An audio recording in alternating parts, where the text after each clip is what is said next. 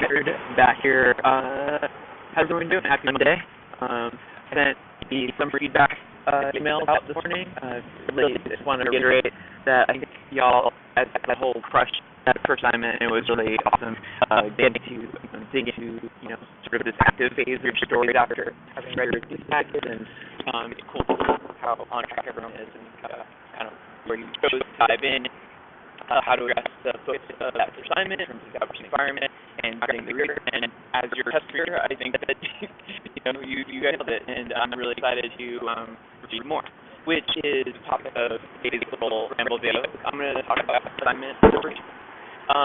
So, the focus of each of the assignments of the 4 assignments of the term are going to be, I want them to be general enough that they can adapt to a wide variety of comments, whether or not you're doing comic books or memoir or fiction, whatever you're doing.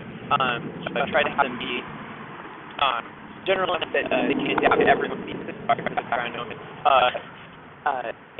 but also each of them will concentrate on a specific skill set that is really important in a comic, particularly.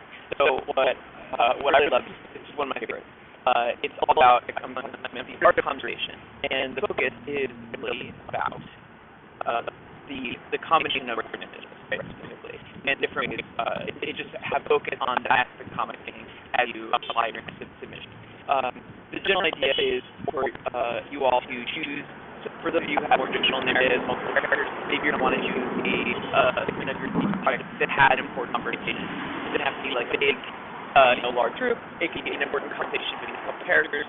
It can be an important monologue or an important bit of internal narration, in where you focus on pairing captions, your images, and text based and so forth.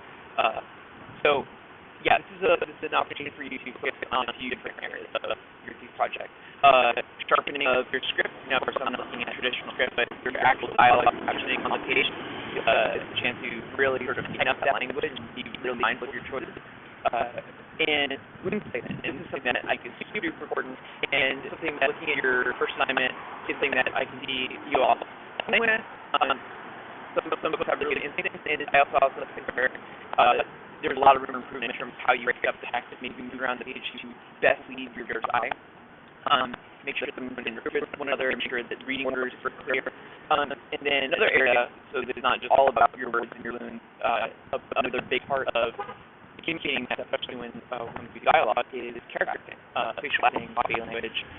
It's one of my favorite aspects of making comics, honestly, is really having characters emote and feel like they are expressing your dialogue, or these fully realized two-dimensional action figures, like characters that give you play out your fantasies.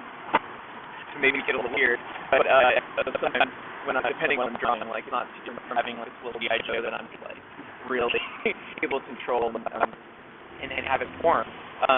So there will all be a sort of focus on facial expression and gesture and movement. So those are the 3 main sort of focus areas to hit on. And again, I know, for instance, the Kinina's project, the magic poetry images, again, I would concentrated especially on text placement in relation to images.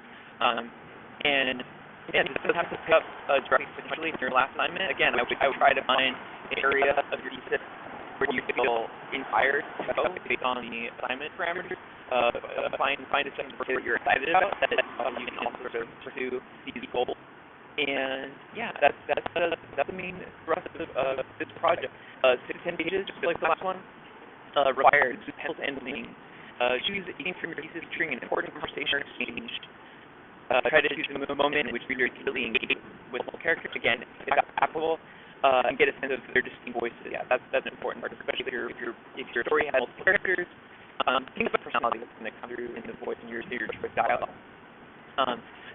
Maybe in a piece, with multiple characters, you're really trying to distinguish the differences.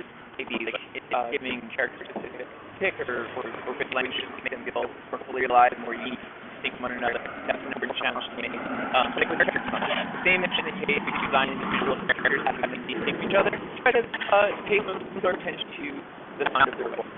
Okay, another important goal. That's going to be due in 2 weeks on October 8th by 10 p.m. So again, 2 days from now, you'll see those on the Wake. I'll send everyone an invitation to a Wake space.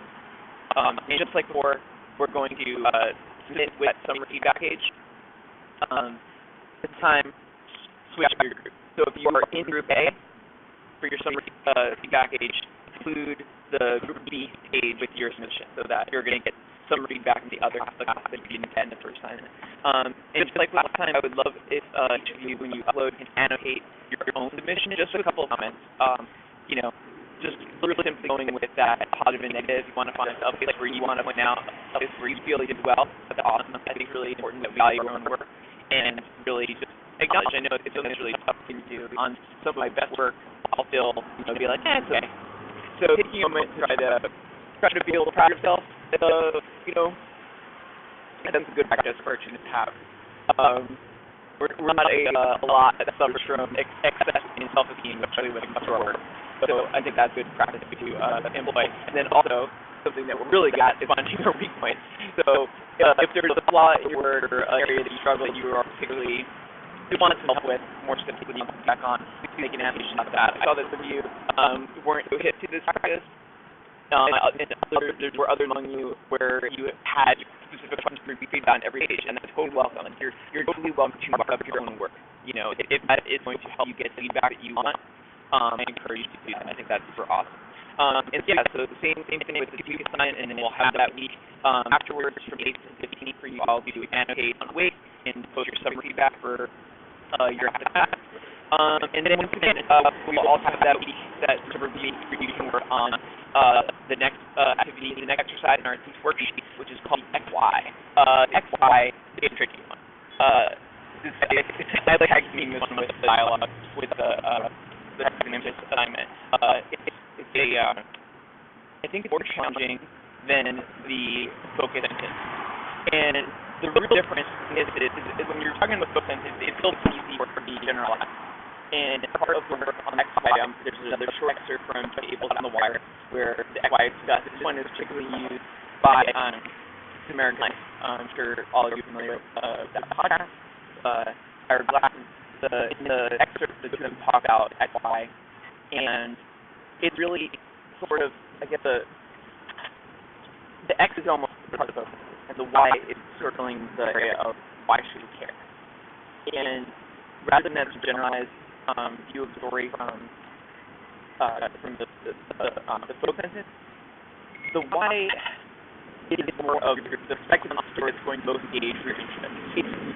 Sometimes you might have a really interesting concept for a book, for a story, for a comic, for a movie, an essay, what have you.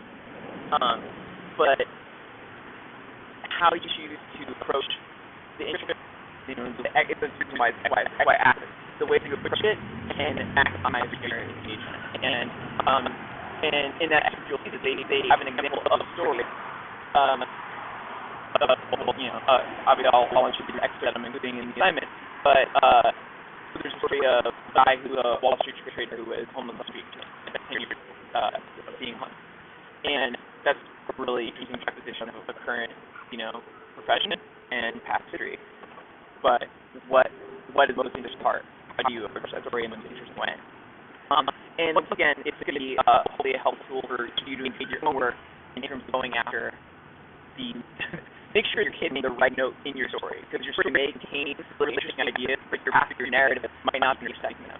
And hope that XY is going to help direct you to make sure that you're hitting those notes. And once again, I'll include some of my examples that I work on in my internship, and I think they're really useful. And again, I know that when it comes to these things, mileage vary, but I'll have, just like last time, I'm starting to get your focus sentences in my email in the last couple of days, and I look forward to reading them, and you can expect feedback on those as well. But just like the focus in XY, I'll be asking you all to send me, again, just to a couple sentences. And the formula for this one is really simple. I'm doing a story about X, and what's interesting about it is why.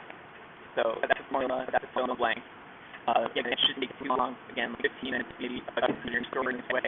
Send me an email with it, and then I'll sort of get into it with all an individual basis or email. Cool. All right. Well, I rolled long enough. I'm going to cut off for the 15-minute mark. I hope everyone's doing great, and I'm super duper excited to read the comic from each and every one of you. All right. Have a good one. Bye.